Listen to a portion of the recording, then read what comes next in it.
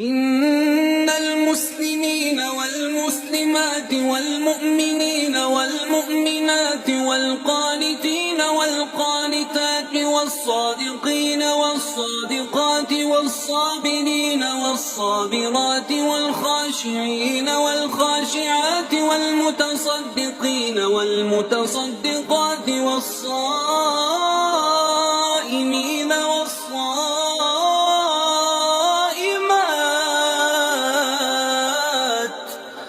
والحافظين فروجهم والحافظات والذاكرين الله كثيرا والذاكرات أعد الله لهم مغفرة وأجرا عظيما.